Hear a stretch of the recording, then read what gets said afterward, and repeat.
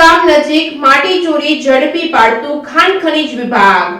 અમરેલી જિલ્લામાં ઘણા સમય પછી ખાણ ખનીજ વિભાગે આળસ ખંખેરી છે। જિલ્લામાં રોયલ્ટી વગર બેફામ માટી ચોરી થતી હોવાનું બહાર આવ્યું છે, જેમાં ખાસ કરીને શેત્રુંજી નદીમાંથી અમુક વિભાગના કર્મચારીઓની સંડોવણી હોવાથી હપ્તા પ્રક્રિયા પણ ચાલુ છે, જેથી ખનીજ ચોરો બેફામ બની માટી ચોરી કરી રહ્યા છે। આ બાબતે તંત્રને ધ્યાને હોવા છતાં કોઈ કાર્યવાહી થતી નથી।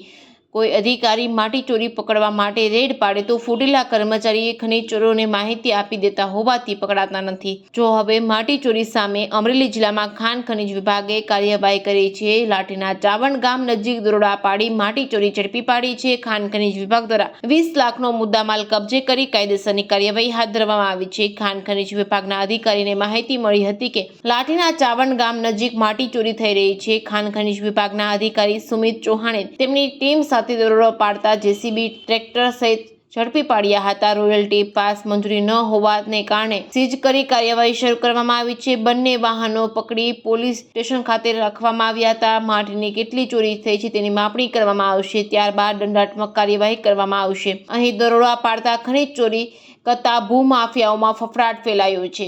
રાત્રિના સમયે હાલરિયા, બાવાપુર, ગાવડકા, લાપાડિયા, ગોખરવાડા સહિતના ગામો પાસેથી પસાર થતી શેત્રુંજી નદીમાંથી રેતીની બેરોકટોક રીતે રેતી ચોરી થઈ હોવાની ફરિયાદ ઉઠવા પામી છે। નદીમાંથી રેતી ચોરી અટકાવવા માટે પોલીસ દ્વારા કડક કાર્યવાહી કરવામાં આવે તે જરૂરી છે।